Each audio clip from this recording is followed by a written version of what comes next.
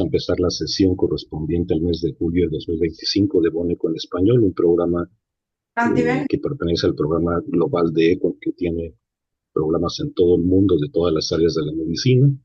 Y recuerden que esto es cada mes, empezamos en octubre, hace más de 2 años, y el día de hoy vamos a tener una presentación de un tema teórico que son algunos aspectos clínicos importantes de la densitometría ósea, y después la presentación de un caso clínico, respectivamente por Anabel Rodríguez y José Enrique Porras Gutiérrez. Entonces, y recuerden que vamos a tener primero la presentación y después unos 5 o 10 minutos para preguntas en caso de que el tiempo de la presentación lo permita. Entonces yo creo que pasamos a la siguiente, el siguiente punto, que es la presentación de la ponente del tema teórico, que no sé si Laura la va a presentar. ¿Verdad? Si me ceden a mí la palabra, yo la presento a la doctora. Adelante, Víctor. Bueno, para mí es grato presentar a la doctora Anabel Rodríguez.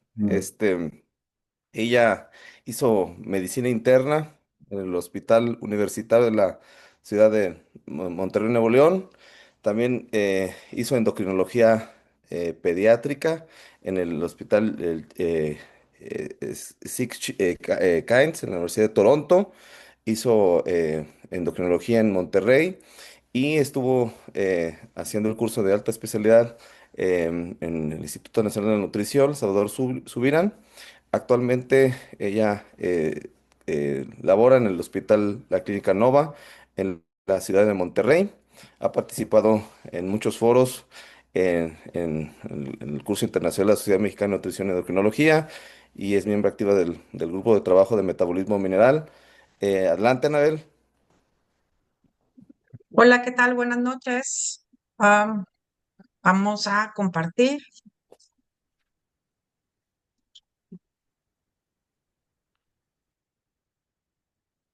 Sí se ve ya, ¿verdad? Sí, ya se ve. Perfecto.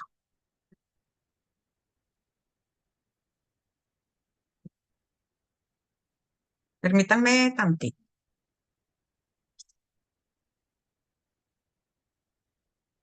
Ok, entonces el tema que vamos a ver hoy es, déjame, las perlas en la densitometría ósea. La densitometría ósea es una técnica de diagnóstico por imagen no invasiva que permite medir la densidad mineral ósea, es decir, la cantidad de mineral presente en un área determinada de hueso. La densidad mineral ósea se va a expresar en gramos por centímetro cuadrado y es el método estándar para el diagnóstico y para el seguimiento de la osteoporosis.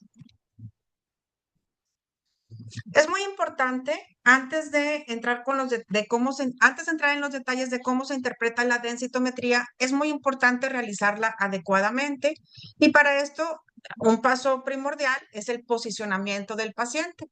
El paciente se coloca en decúbito supino y cuando vamos a tomar la cadera, se va a rotar el pie internamente, se va a rotar hacia adentro en un ángulo de 15 a 25 grados. Esto es para estandarizar la orientación del cuello femoral.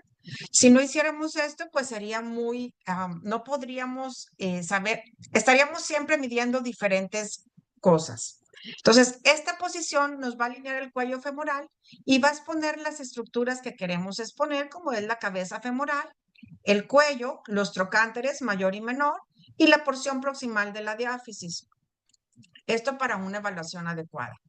Para la columna vamos a utilizar un cojín y eso nos va a ayudar a flexionar la cadera en 90 grados y las rodillas en 90 grados. El densitómetro va a realizar espontáneamente un escaneo rápido de baja resolución para identificar la cadera y la columna lumbar y va a seleccionar el densitómetro automáticamente una región de interés que denominamos ROI. Esa región de interés en la cadera total, en el cuello femoral y en la columna lumbar.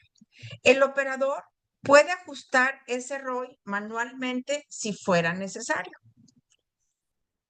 Los densitómetros que conocemos más es el hologic y el lunar, y van a trazar automáticamente, como comentamos, el ROI de la cadera total. En este caso, el ROI de la cadera total es este. Este es un densitómetro hologic. El hologic nos va a dar un cuadrado y el lunar nos va a dar este triángulo. Entonces, ese es el ROI y el operador tiene que verificar y corregir que la imagen no esté mal posicionada y que la rotación sea suficiente. El ROI va a tener un límite superior, un límite inferior y tenemos que verificar la rotación. El límite superior cuando es el hologic es la cabeza femoral y cuando es el lunar, el límite superior va a ser el cuello femoral. El límite inferior normalmente es de 1 a 2 centímetros por abajo del trocánter menor, generalmente entre 1 y 2, que es 1.5 centímetros. Si por accidente nosotros bajamos esta línea más inferior, el densitómetro nos va a decir que la imagen no es útil para un diagnóstico y no nos va a dar ninguna lectura. Cuando hayamos obtenido el ROI de la cadera total, es importante cuidar la rotación que dijimos de 15 a 25 grados y una forma de saber que está bien rotado es que el trocánter menor se debe ver muy mínimo o no se debe ver. Si vemos completamente el trocánter menor es que está mal rotado. El densitómetro también nos va a trazar automáticamente el ROI del cuello femoral. Y bueno, el ROI del cuello femoral va a ser un rectángulo que atraviesa todo el cuello femoral. Y es diferente, ese rectángulo tiene ciertas características para el hologic que para el lunar. En el hologic va a ser un rectángulo, se dice, de 3 puntos. Bueno, una forma de aprenderlo es que si tenemos un cuadrado, el ROI es de 3 puntos. ¿Y por qué 3 puntos? Porque un punto se descansa en el trocánter mayor y deben de quedar 3 puntos como quien dice al aire. Este sería 1, este sería 2 y este sería 3 y evidentemente entonces esta no es el paciente no está bien posicionado. Este rectángulo debería subirse un poquito para que este punto no quede pegadito al hueso. El único que tiene que quedar pegadito al hueso es este, el que va a estar unido al trocánter mayor. Y el ROI del cuello femoral del lunar es un rectángulo de 4 puntos. Ninguno queda pegadito al hueso, todos quedan en el aire. 1, 2, 3 y 4 y este sí es una buena imagen. Las guías de la Sociedad Internacional de Densitómetros Clínicos recomiendan que el ROI esté centrado en el cuello. Este no está centrado, este está un poco inferior, que tenga cierto ancho y cierto largo, que es diferente del hologic y el lunar. Ahorita lo vamos a ver. Sin embargo, el operador puede mover un poquito el largo y el ancho solamente en el hologic, en el lunar no. Pero el operador se tiene que asegurar de que no incluya partes del trocánter, que no se extienda la cabeza femoral y verificar la posición que mencionamos ahorita de 3 o 4 puntos del rectángulo según sea el equipo utilizado. Entonces aquí tenemos el hologic que es de 3 puntos, dijimos que si hay un cuadrado, entonces deben ser 3 puntos. Un punto está, ¿por qué 3 puntos? Porque uno está pegado al trocánter mayor y entonces es 1, 2, 3. Esta es una buena imagen en cuanto al ROI de cuello femoral. Sin embargo, como podemos ver aquí está mal rotado porque vemos por completo el trocánter menor y no lo deberíamos ver. Aquí no lo vemos o si lo vemos tiene que ser muy mínimo. Esta es una buena imagen. Entonces, el hologic es de 3 puntos, es un rectángulo fijo, no se modifica en tamaño, solo se modifica en la posición y la rotación. Solo podemos moverlo un poquito para acá o rotarlo, pero no podemos extender ni el ancho ni el largo. En el lunar, el rectángulo es de 4 puntos y permite ajustes de largo y del ancho. Este es más ajustable. Aquí el rectángulo es fijo. ¿Fijo por qué? Porque está fijado al trocánter. Y aquí aquí es más flexible, es más ajustable porque los 4 puntos están como suspendidos. Y la Sociedad de Densitometría Clínica establece este ancho y este largo para el Hologic, un poquito menor y un poquito más largo para el Lunar. El software del densitómetro va a incluir algoritmos de segmentación anatómica que van a identificar la cabeza femoral, el cuello, el trocánter mayor, el trocánter menor y la región intertrocantérica. La cadera total comprende todas estas estructuras y la columna lumbar va a incluir las vértebras lumbares L1 a L4. Una vez que se define la región, se va a medir el área proyectada en centímetros cuadrados y se va a calcular el contenido mineral óseo. Y el contenido mineral óseo es la masa total de minerales, calcio e hidroxiapatita, que está presente en una región específica y se expresa en gramos. Entonces, el cálculo de la densidad mineral ósea es el contenido mineral óseo expresado en gramos entre el área proyectada en centímetros cuadrados. El densitómetro va a emitir 2 haces de rayos X con diferentes niveles de energía. Un haz de baja energía que es de alrededor de 40 a 50 kiloelectronvoltios y de alta energía de 70 a 100 kiloelectronvoltios. Los tejidos del cuerpo van a absorber los rayos de manera distinta dependiendo de la densidad, de la composición, y esta absorción también va a variar según la energía del haz. Al comparar la atenuación o la absorción de ambas energías, el densitómetro va a poder separar el tejido óseo del tejido blando y va a calcular cuánto del material absorbente corresponde a mineral óseo, calcio e hidroxiapatita.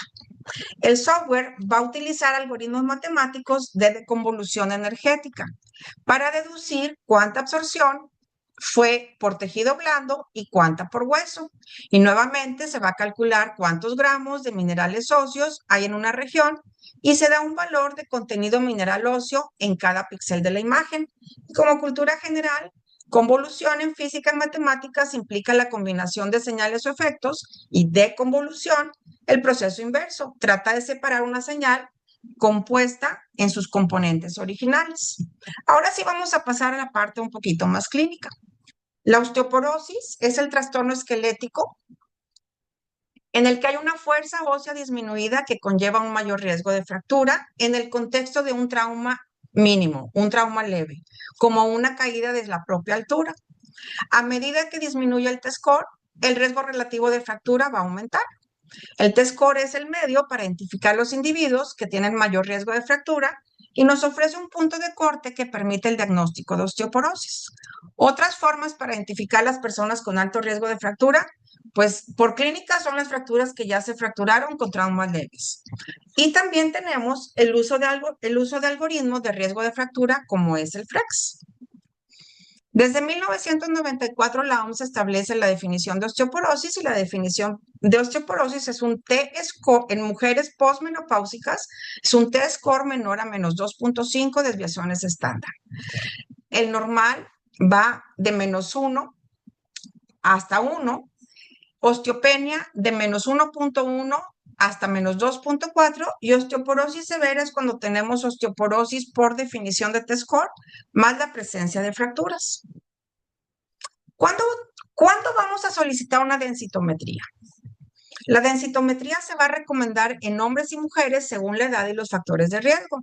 Se recomienda en todas las mujeres por arriba de 65 años si es que no tienen factores de riesgo, pero la podemos hacer antes de los 65 si tienen factores de riesgo. Hombres arriba de 70 años si no tienen factores de riesgo, pero la podemos hacer en menor de 70 años si tienen factores de riesgo o en cualquier adulto que tenga una fractura por fragilidad. En el 2014, un grupo de expertos se reunió para definir los criterios diagnósticos clínicos de osteoporosis. Y tenemos 4 criterios. El criterio estándar para el diagnóstico de osteoporosis en mujeres posmenopáusicas y hombres mayores es un T-score menor de menos 2.5 en cadera total, en cuello femoral o en columna. Cualquier paciente que se haya fracturado de la cadera con un trauma mínimo ni siquiera requiere densitometría, ya podemos establecer el diagnóstico de osteoporosis. Cualquier paciente que tenga osteopenia por densitometría más una fractura por fragilidad en los huesos largos, y aunque este artículo define una fractura por fragilidad en vértebras, húmero proximal, pelvis y en algunos casos terciodistal, para fines prácticos un hueso largo va a ser cualquier hueso del cuerpo que no sea cara, manos y pies. Y otro criterio de osteoporosis es los individuos con alto riesgo de fractura basado en el algoritmo del FLACS. Y se define osteoporosis, o al menos decimos que son los pacientes que requieren tratamiento para osteoporosis, cuando la probabilidad de fractura de cadera a 10 años es mayor del 3%, o la probabilidad de fractura osteoporótica mayor a 10 años es mayor al 20%. El FLACS es una herramienta para evaluar el riesgo de fractura que es patrocinado por la OMS y combina la densidad mineral ósea en el cuello femoral o cadera total con un grupo de factores de riesgo clínico que han sido validados y que son en gran medida independientes de la densidad mineral ósea. Es útil para predecir el riesgo de fractura de cadera y fracturas osteoporóticas mayores en hombres y mujeres de 40 a 90 años. Se recomienda principalmente en personas con una densidad mineral ósea en rango de osteopenia, y el diagnóstico ya lo comentamos. Aquí vamos a hacer, este es nada más un ejercicio para ver cómo la edad es uno de los factores de riesgo más importantes. Cuando las personas tienen 75 años y jugamos con los diferentes factores de riesgo que han sido validados, podemos ver que incluso si no tiene osteoporosis, solo tener con un T-score de menos 2.2 ya nos confiere riesgo para fracturarnos la cadera. A los 75 años, sin osteoporosis, solo con osteopenia, ya tenemos riesgo. Tendríamos que tener un menos 2 sin ningún factor de riesgo para no tener riesgo de fractura, o al menos no la que se considera que requiere tratamiento. Y jugando con los diferentes factores de riesgo, a esta edad, por arriba de los 70 años, el factor de riesgo que más confiere riesgo es que los padres se hayan fracturado en la cadera. Ahora vamos con las mujeres de 65 años. Si jugamos con todos los factores de riesgo, podemos ver que uno de los factores de riesgo más importantes siempre va a ser la edad, y el otro va a ser que tenga fracturas previas. A los 65 años tendríamos que tener un T-score de menos 2.6 para que nos diera riesgo por FLACS, pero un menos 2.6 pues ya se define como osteoporosis. Entonces probablemente a esta edad no nos ayude tanto, menos que haya muchos factores de riesgo. Y luego cuando tenemos una persona de 55 años podemos jugar con todos los factores de riesgo, y para fines prácticos ninguno confiere realmente riesgo porque la edad protege a la paciente. Tendría que tener un T-score de menos 2.9 para que esta paciente estuviera en riesgo de fractura por fragilidad. Ahora vamos a pasar a otra parte todavía más clínica. Hay algunos puntos a considerar para interpretar adecuadamente una densitometría. Y uno de los principales puntos es el error de precisión. El error de precisión es el que resulta de una variación. Generalmente puede ser la misma paciente, el mismo día, el mismo peso, la misma estatura, la misma ropa, el mismo densitómetro, todo igual, y aún así se acuesta, se levanta y vuelve a tomarle la densitometría y va a haber una variación. Y entonces este error de precisión mide la reproducibilidad de la densitometría en pacientes individuales y se expresa como un coeficiente de variación. Y para cadera y columna, que son mediciones más estables, es del 1 a 1.5%. Y para cuello femoral es de 2 a 2.5%. Y esto es importante porque cuando hablamos de tratamiento, un cambio, vamos a medir el cambio en la densidad mineral ósea y hablamos de un cambio significativo hacia arriba o hacia arriba porque el tratamiento está siendo efectivo. Hablamos de un cambio significativo cuando tenemos 2.8 veces el error de precisión. Es decir, para cadera al menos del 3% y para cuello femoral al menos del 6%. Y estos mismos valores se toman en cuenta cuando hablamos de tratamiento, de eficacia. Un tratamiento se considera tratamiento cuando es eficaz. ¿Y cuándo es eficaz?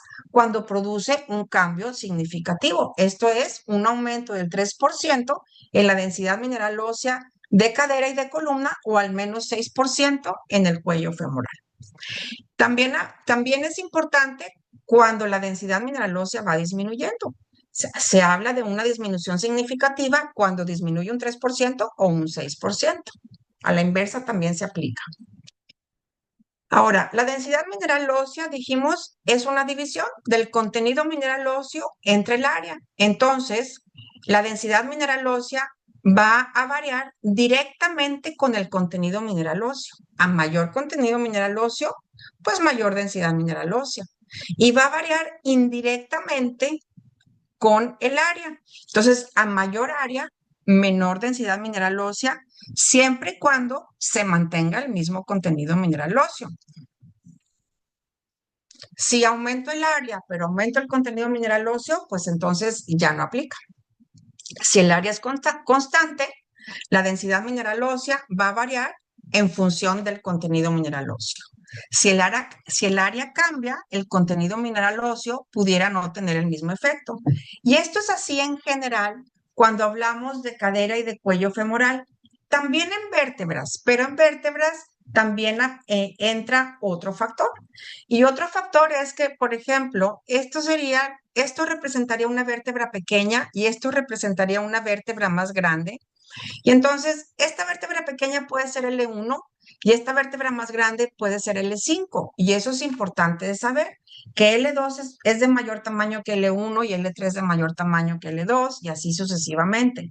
Y eso es importante porque a veces nos equivocamos y la región de interés, lo que estamos midiendo a veces es L1 a L4, pero a veces medimos T12 a L3, entonces las vértebras van a ser más pequeñas y entonces la lectura va a ser menor. Y en ocasiones estamos midiendo L2 a L5 y entonces las vértebras van a ser más grandes y entonces la lectura va a ser mayor.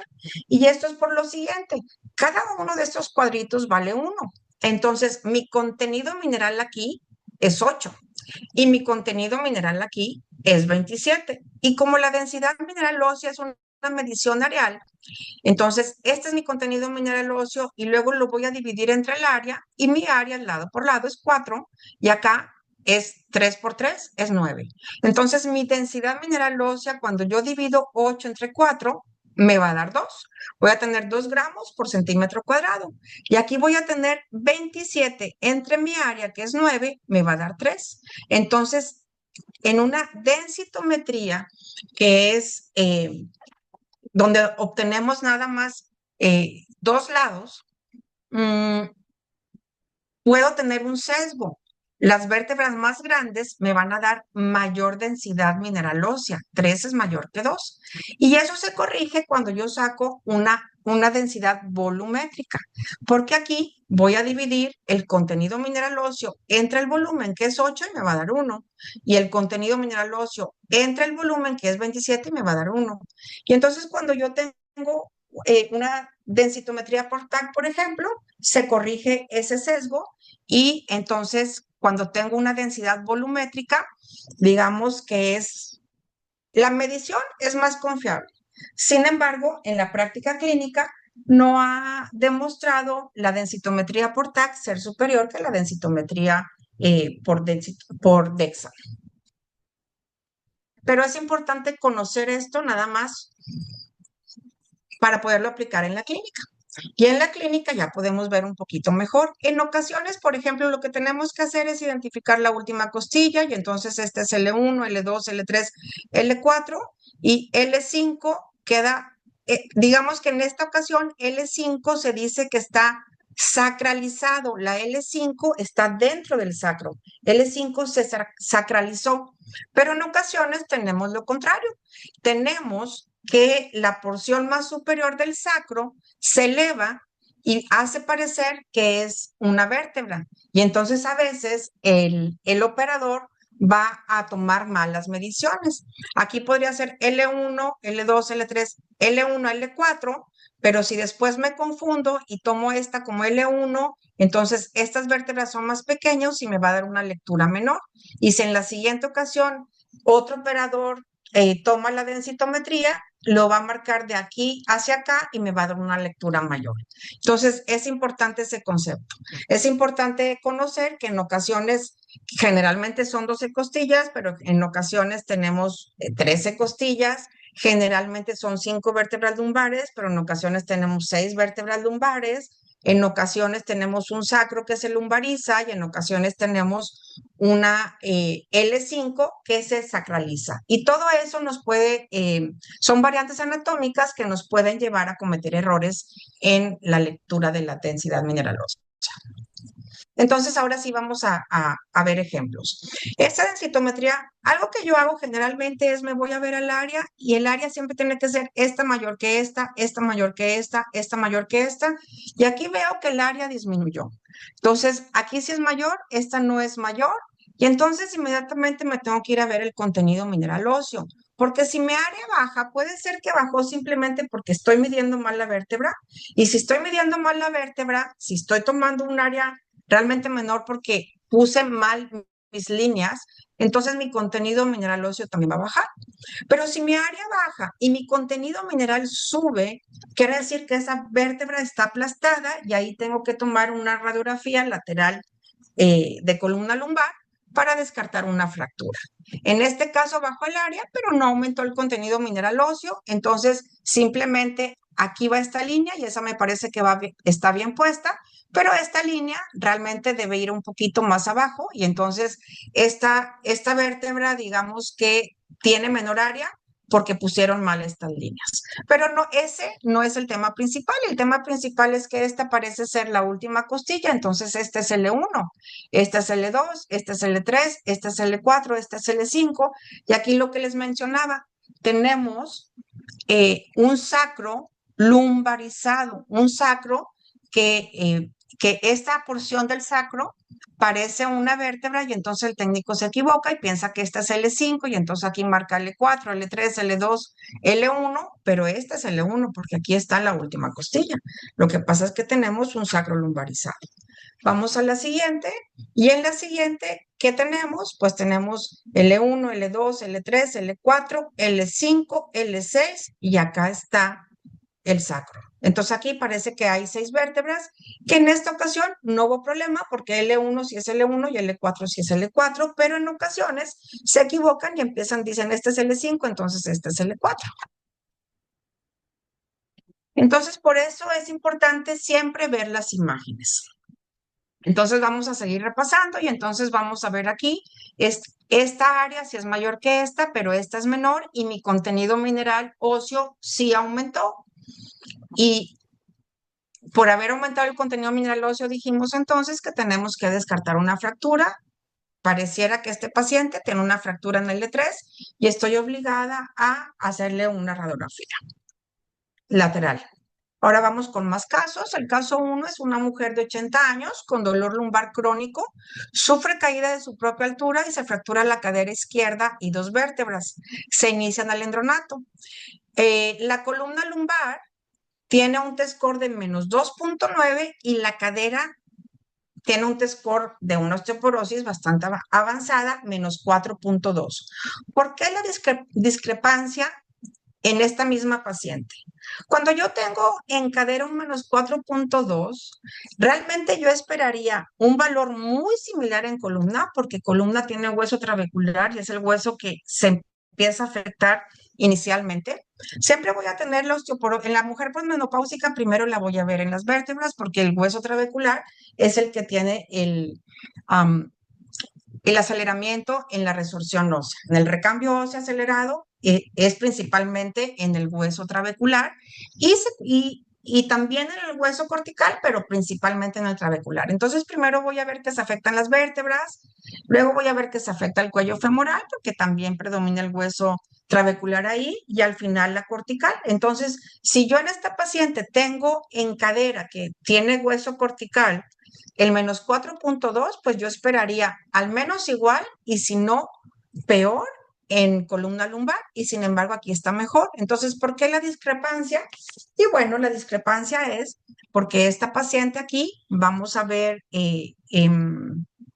esta paciente aquí en L1 y en L2, digamos que veamos el tamaño de estas vértebras, estas parecen estar más pequeñas, pero además están condensadas. Entonces, esta paciente tiene una fractura en L1 y en L2, y esa fractura en L1 y L2 me va a enmascarar la densitometría y me va a dar una lectura como si la paciente, pues, me da estas lecturas donde la paciente presenta una mejor densidad mineral ósea, pero es un resultado que está falseado.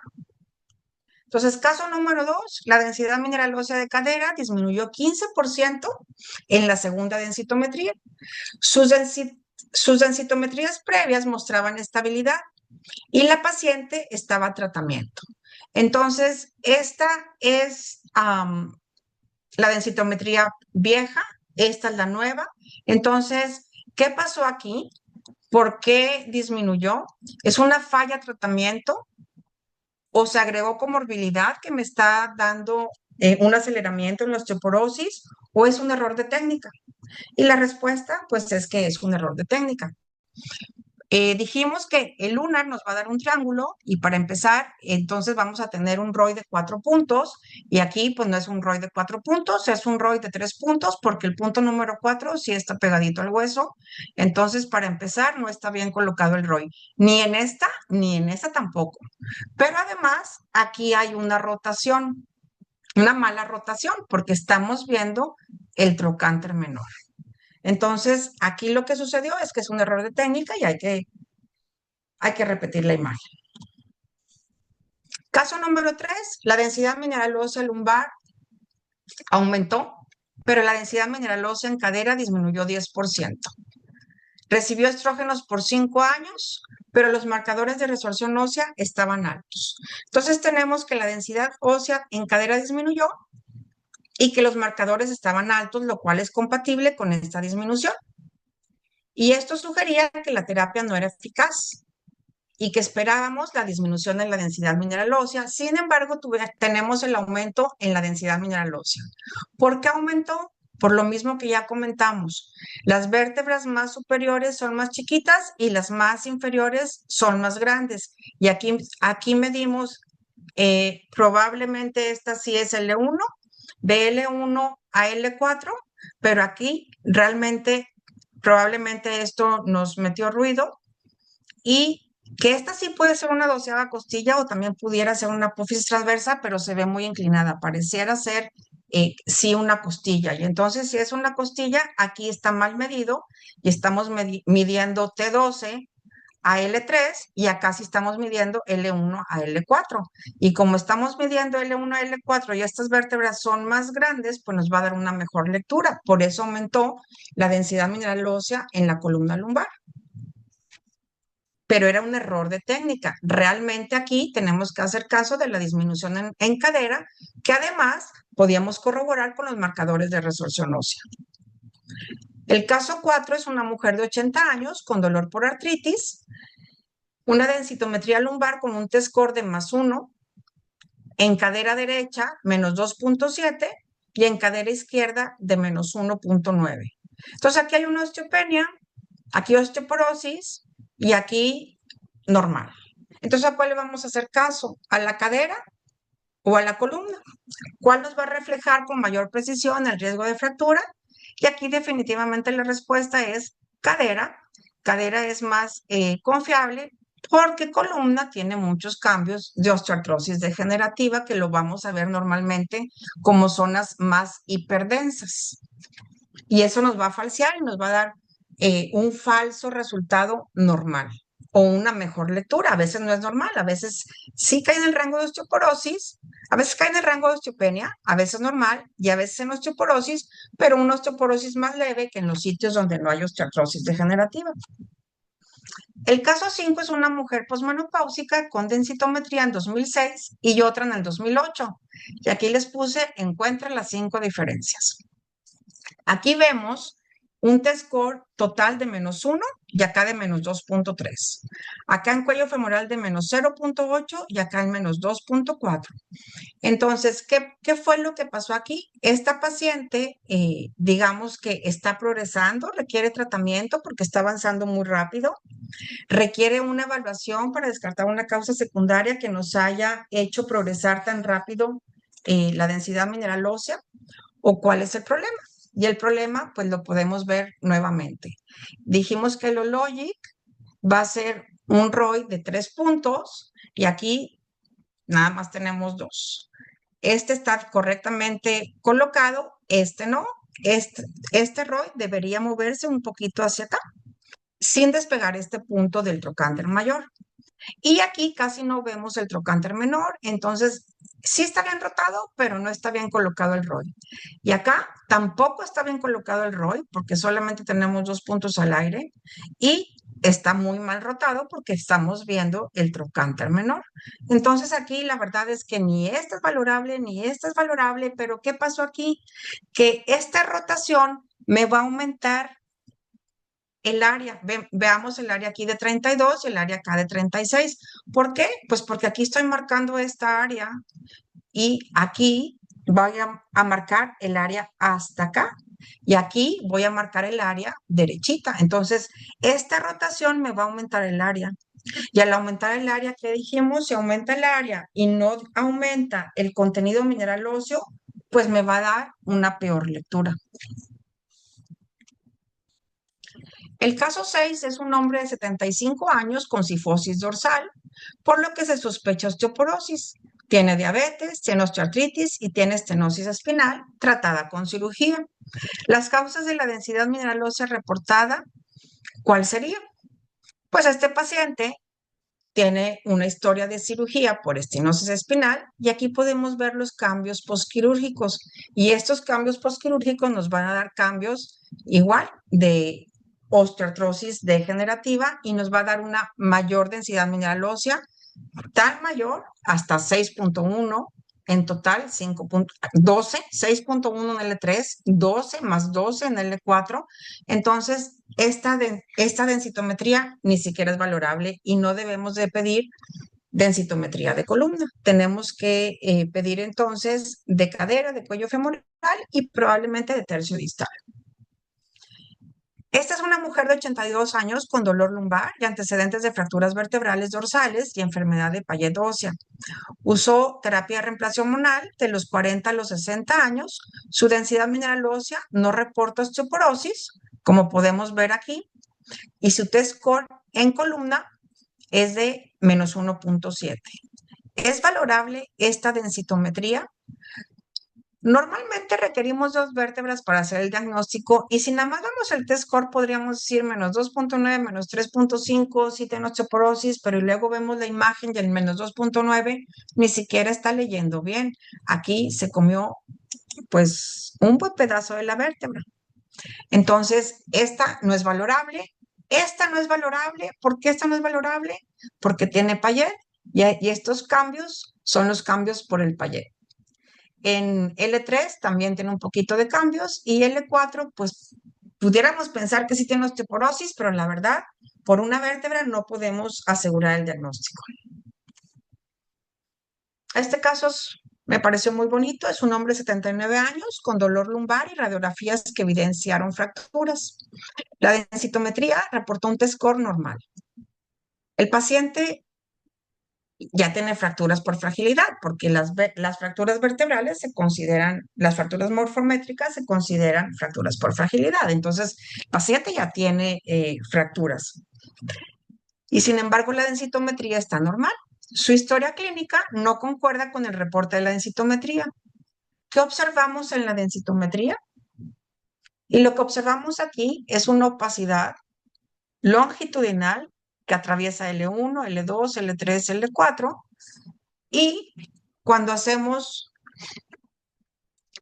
una evaluación, un Vertebral Fracture Assessment, que es, digamos que es como la radiografía lateral que se puede tomar durante la densitometría, vemos esa misma opacidad y esa opacidad corresponde a una aorta calcificada y entonces la aorta calcificada nos va a falsear la densitometría en la densidad mineral ósea en columna lumbar. El caso 9 es una mujer de 59 años con una densitometría que muestra una disminución de 9% en 2 años. Dijimos que el cambio significativo es de 3% para columna y cadera y 6% en cuello femoral. Entonces, pues esta es una disminución muy significativa. La paciente estaba en terapia de reemplazo hormonal, en calcio y en vitamina D desde 6 años atrás. ¿Cuál sería la causa de la disminución? Aquí tenemos en 2002 menos 1.8 y luego de repente osteoporosis en 2 años. O sea que progresó muy rápido. Y entonces, ¿cuál es la causa? Pues vamos a ver las imágenes. Esta vértebra parece ser esta vértebra. Entonces volvemos a lo mismo. Aquí midieron L1, L2, L3, L4 y acá realmente L1 es el L2 de aquí, y L2 es el L3 de aquí, y L4, y L3 es el L4, y L4 en realidad es L5. Y la verdad es que aquí sí se ve que este es el promontorio y este es el sacro. Entonces, esta es la que está adecuada. Este es el sacro, L5, L4, L3, L2, L1, y de hecho aquí se alcanza a ver la última costilla, y de este lado, digamos que tomaron más hacia abajo las vértebras y al tomar más hacia abajo, las vértebras son más grandes, me van a dar mejor lectura. Aquí las vértebras son más pequeñas, entonces me van a dar peor lectura, pero esta es la correcta, entonces el paciente sí tiene osteoporosis. Caso 10, este también es un caso muy interesante, bueno, un poco tramposo. Es un hombre de 80 años en prednisona diaria por patología neurológica no especificada. Además tomaba alendronato y sus densitometrías mostraban variabilidad a través de los años. Entonces, ¿qué pasó aquí? A mí me tocó ver un caso similar donde lo que estaba sucediendo es que aquí donde está, gramos, acá donde está como más bajo, lo que estaba sucediendo es que tomaban las vértebras L1 a L4 y luego tomaban L2 a L5 y luego otra vez L1 a L4 y luego otra vez L2 a L5, pero este no es el caso. Entonces, ¿qué fue lo que pasó aquí? Ah, se me olvidó comentarles acá que además de que tomaron diferente, aquí la situación es que los operadores eran diferentes. Por eso les puse aquí qué fue lo que pasó. ¿Es diferente técnico? ¿Es diferente operador? ¿O están tomando diferentes vértebras como en el caso anterior? Pues no, lo que sucedió aquí es que era diferente equipo y que realmente el tratamiento sí estaba funcionando. Lo que pasa es que aquí era un lunar y aquí subió un lunar y aquí subió un lunar, pero acá era Ologic y acá era Ologic también. Y generalmente esto es lo que vemos. Ologic nos va a dar densidades minerales óseas un poquito más bajas que los lunares. Caso 11, un hombre de 74 años con una densitometría de rutina por edad. Hay concordancia entre el cuello lumbar y la columna, lo que habíamos dicho ahorita, en T-score menos 1.8, cuello femoral menos 2.8, entonces yo me esperaría el mismo en columna, incluso un poquito peor, digamos un menos 3.8. Y sin embargo, la columna no tiene osteoporosis y no tiene osteoporosis por todos estos cambios osteodegenerativos que podemos ver aquí. Entonces, ¿qué sigue? Pues podemos hacer un tercio distal. Aquí tenemos el tercio distal y es menos 4.7, que eso va un poquito más en concordancia con esta lectura. Entonces, ¿el paciente tiene osteoporosis? Sí, sí tiene osteoporosis.